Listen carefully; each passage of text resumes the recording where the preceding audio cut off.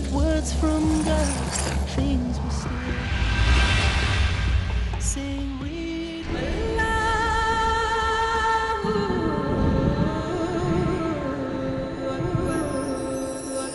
inside his heart, confused by what had occurred. There was only one who could comfort him, to help him see the light.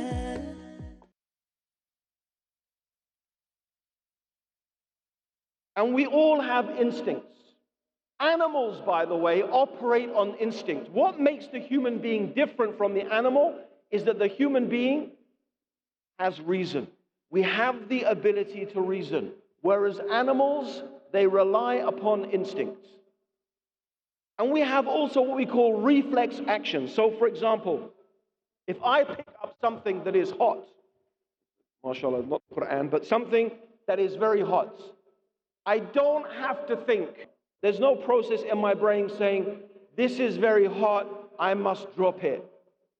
No. You do it instinctively. You drop it instinctively. This is a reflex action. This is something that is not rational. This is just something that is part of our intrinsic makeup. In order to keep on holding something hot, you have to train yourself. You have to learn to bypass your normal instinctive, which a human being can do. We can learn to bypass those reflex actions and force ourselves to hold a hot coal. This is unique to human beings. Consciousness. That ability to use our mind to override our instinctive reactions. However, this instinct is there. And the belief in God is instinctive. What is the proof? What is the proof of this?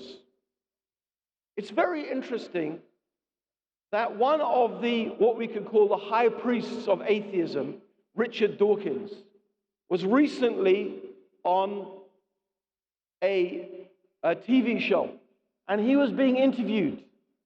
And he was saying in this interview, you know, most Christians, they don't know anything about their Bible. They just don't know about their book.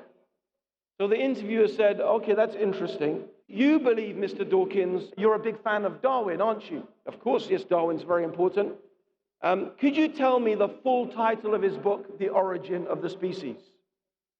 And Richard Dawkins started going, oh God. He said, oh God. So he found that this atheist, or this renowned atheist, is being put in a difficult situation. He doesn't know the answer, and he ends up going, oh God, like, oh God, help me. What am I going to say? And this is a guy who says he doesn't believe in God.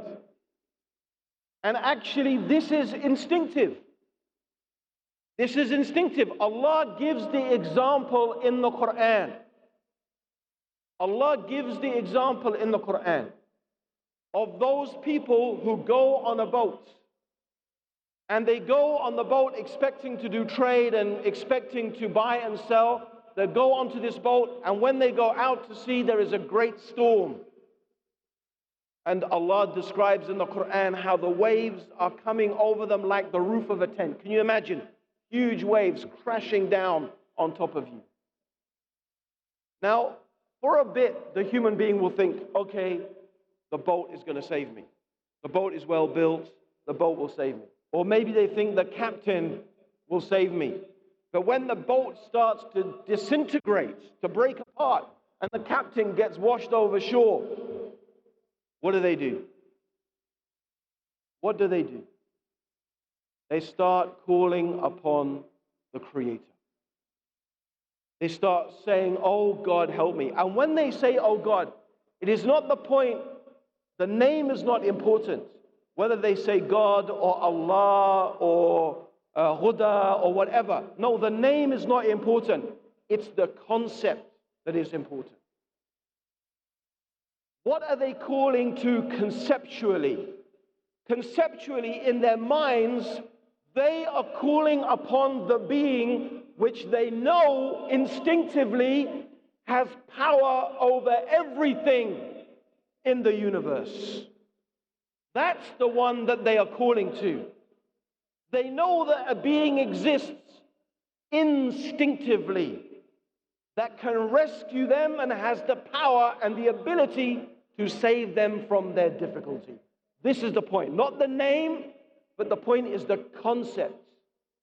And this is important because this being they are calling upon instinctively is not part of the universe. They are not calling upon something that is part of the universe. Nor is this being the universe collected together entirely. No. This is a being they know is distinct and separate from the universe who has power over it. This, of course, is Allah. This, of course, is the Creator. So this instinctive knowledge, which is major scientific survey now, has found is an intrinsic part of our thought process as human beings. So this is very important because actually we could almost finish there. We could say to any atheist, you know there's a God. You know it. It's in your nature. Every single one of you knows it. And actually this is the reality. Children are dying, women are dying, there are earthquakes, there is disease. Where is this God? How can He let it happen? However, we soon realize with a bit of thinking that this is not a rational argument. This is an emotional argument. It's based upon emotion. Because the reasons for believing that the universe has a creator are clear. We live in an organized, systemized universe where we see organization, where we see systems. It's rational to conclude that there is power and will and intelligence behind it. So the existence of suffering has got nothing to do with whether there is a creator or not. It's a different question. Actually, the question is, why does God let these things happen? It doesn't prove or it doesn't say anything about whether God exists or not, but it is a question of why. And the only way we can answer that question, why, is when God tells us.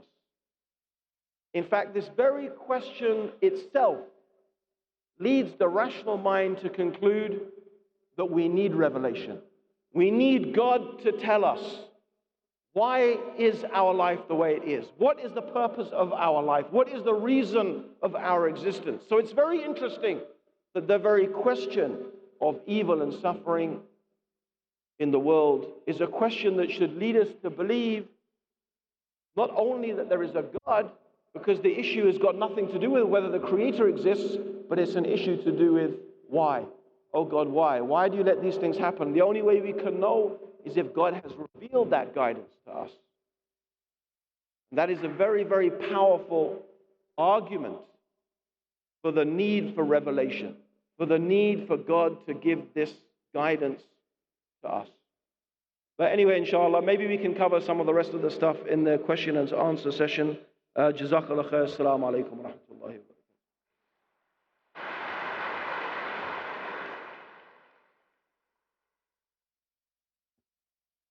Jazakallah khair, Sheikh Abdur Raheem Green. So now we have come to the time for the question and answer session. As always, we have a mic to the left for the brothers and one in the rear for the sisters. Go ahead, sister. Assalamu alaikum. Wa alaikum assalam. My question is just related to what the brothers asked. We know all that God is just and no unjust will happen to any person. But when I talk to my atheist friends online and in person, their questions that I cannot answer is where is the just? When I become Muslim and everything is easy because I was born in this side of the world or I was born in this family.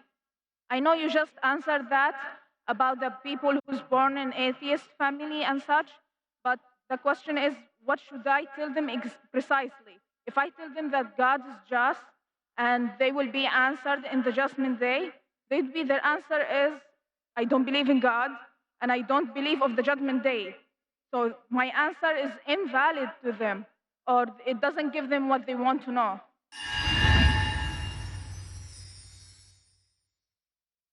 Assalamu alaikum. I'm Zakir Naik, and you're watching Peace TV, the solution for humanity. Islam covers all aspects of this life and the hereafter. We begin with the letter A. A is for what? A is for Allah subhanahu wa ta'ala, the creator of the heavens and the earth. The do's and don'ts, the freedom to choose, to decide our way of life. My prayer, my fasting, my zakah, my hajj, my slaughter. As per our wise creator's will or our uncertain human will. Everything is only for Allah subhanahu wa ta'ala. Bilal Ismail. Purification, a super important matter in our Sharia, as we will learn A to Z of purification. Appreciate the holistic approach of Islam in dealing with various affairs of life in A to Z series. Every Monday at 8 p.m. and repeat telecast at 8:30 a.m. Saudi Arabia on Peace TV.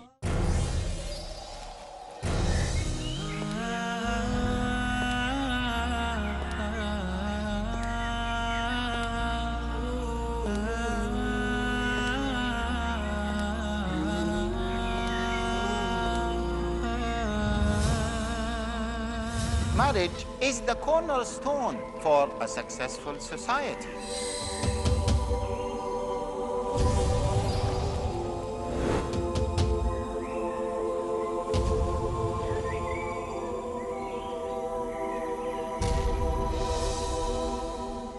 How can we maintain a successful marriage?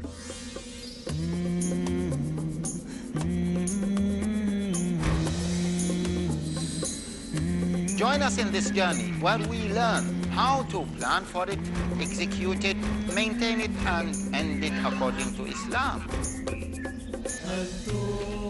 Grasp the unique philosophy of Islam to make marriages successful in Marriage and Divorce. Next on Peace TV.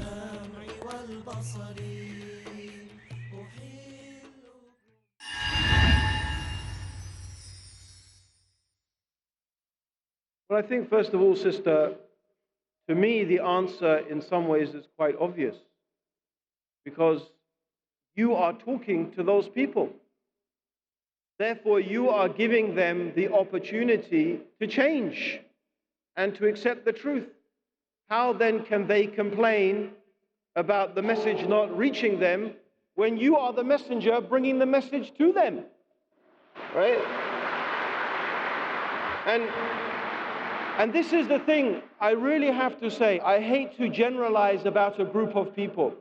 There are some atheists who are maybe genuinely confused people, right? But honestly, many of them are very arrogant people.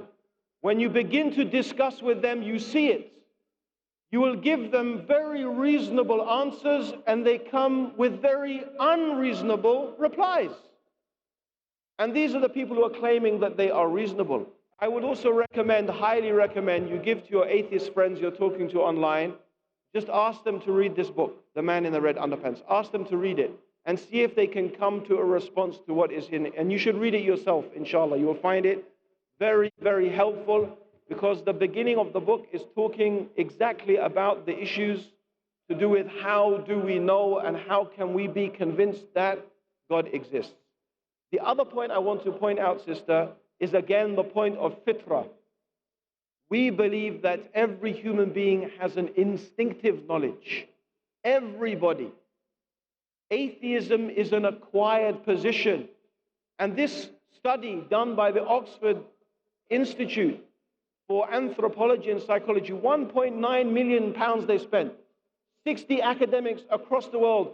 They did this, including China, including countries that are largely, they don't believe in God. What did they do is when they examined children and they questioned them and they gave them certain tests, in fact, what did they find? They did have a concept of God and they did have a concept of the afterlife. So even in these atheistic societies, children still had this basic natural concept. And this is some of the reasons why they concluded that the belief in God and the belief in religion and the belief in afterlife is actually a natural, instinctive belief in the human being, right? So you find, as I said, I think the main reasons why a person chooses to be an atheist is because something bad happened to them in their life and they think, how could God let this happen to me? Or they just don't want to live their life by some rules. That's it. They don't want rules in their life. They just want to be able to do whatever they want without feeling that there's some accountability. There may be other reasons, and some people are genuinely confused about, for example, the problem of evil. Another thing that often they say is religion has led to so many wars. You see, religion has led to so many wars. How can religion be true when religion has led to so many wars and so many problems? Anyway, the point comes again. Is this a rational argument? Think about it. Is this a rational argument? No, not rational. Because you could still conclude, I'm not saying this is the case. I'm not saying this is the case. But rationally, you could say, well, maybe God likes wars. It doesn't prove there's not a God. It doesn't even prove whether a religion is true or not. What is the basis for them to say, because religion causes wars, it can't be true? What's the basis? It's not a rational basis.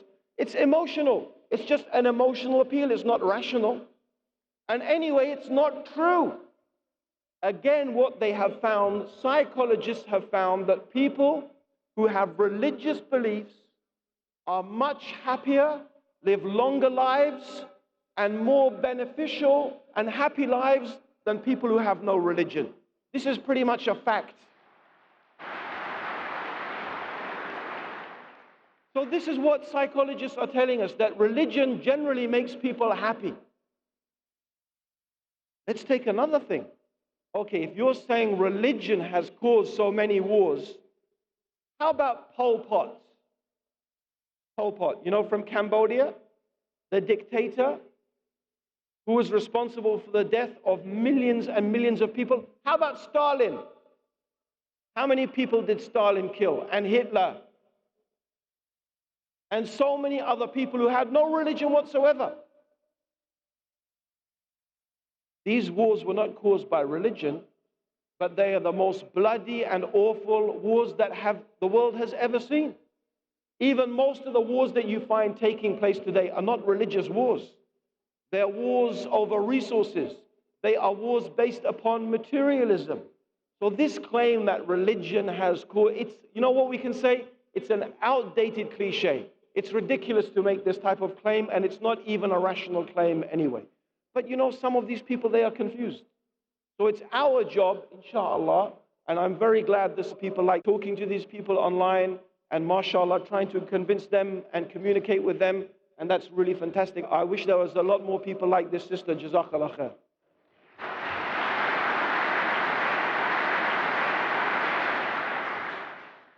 Inshallah, we have time for one more question, so we'll turn to the brother's mic on the right-hand side. Go ahead with your question, brother. Allahu Akbar. A question, before I can ask. Me, I'm a newborn, just yesterday. I'm from Uganda, Kampala. I have some, I can say my father right now, called Haji Saif. I'm so happy that I've joined an angel. I was formerly in a side of Christian. And I am in Dubai for just I finished 2 months. I'm working with the Bar Armenian. In my changing, it was not all about getting convinced but it was out of the believers I've been seeing going through in 2 months. I compared where I was coming from. I saw I was losing my life. Not losing my life, but not showing that I'm on the right path. So today, I wanted just to get a very nice, can I say, a certificate of conversion. I had it yesterday, but today I want to have it when I'm in the eyes of angels over thousands.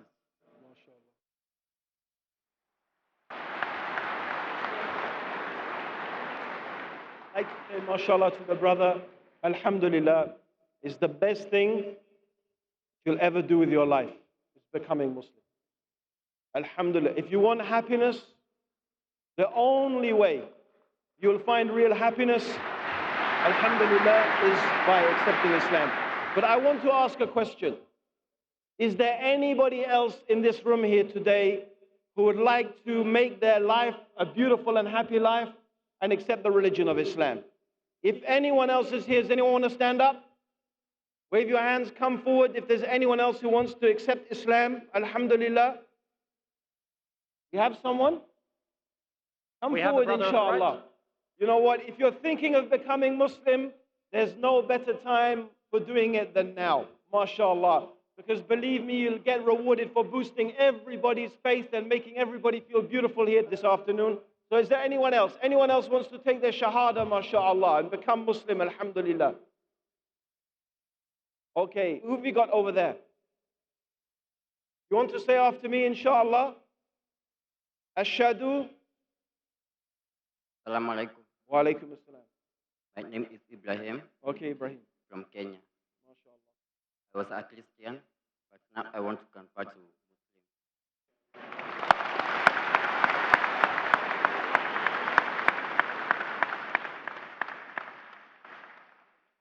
MashaAllah, Ibrahim. That's fantastic. So I'd like the two of you, Ibrahim and my other brother from Uganda, inshallah. You just say after me. You repeat after me. Ashhadu an la ilaha illallah wa ashhadu anna Muhammad Rasulullah. MashaAllah. I say it in English. Allahu Akbar. MashaAllah. Just say in English, I bear witness. I bear witness that there is nothing worthy of worship except Allah. Except Allah. That there is nothing worthy of worship except Allah. Except Allah. And I testify that Muhammad is the messenger of Allah. Allahu Akbar. Jazakallah khair. That's beautiful. May Allah bless you, both of you, mashallah. Jazakallah khair. That's fantastic, mashallah. Brothers, my advice to you, mashallah, is connect to Allah subhanahu wa ta'ala through the prayer. We have a beautiful thing in our religion. Every Muslim has to pray 5 times a day. Praying 5 times a day is not difficult, it's a privilege, mashallah. Can you imagine that Allah has asked us, the creator of the whole universe, to stand in front of Him, to pray to Him, and to worship Him alone? 5 times every day at least.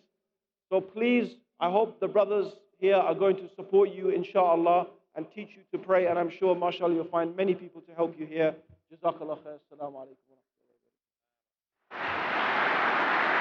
Jazakallah khair, Sheikh Abdur Raheem Green. May Allah reward him and bless him and protect him always.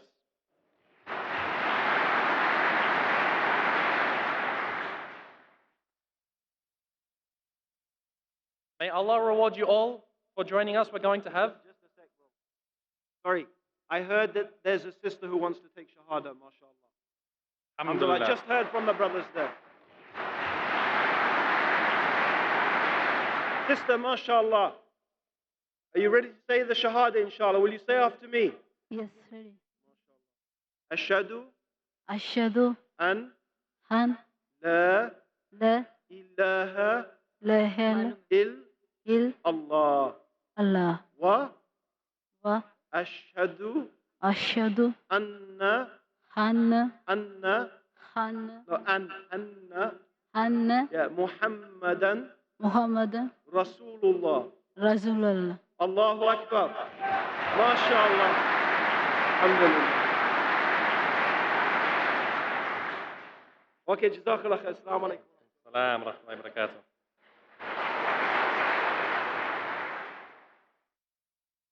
Stepped inside his home, he was overwhelmed with fear. An angel came with words from God, things were still unclear. Saying, read, read, but he could not read. Amazing words that he heard. A trembling deep inside his heart, confused by what had occurred. There was only one who could comfort him, to help him see the light, to ease his fears, to reassure, was Khadija, his wife. He said, Zammiluni, Zammiluni, Dathiruni, Dathiruni.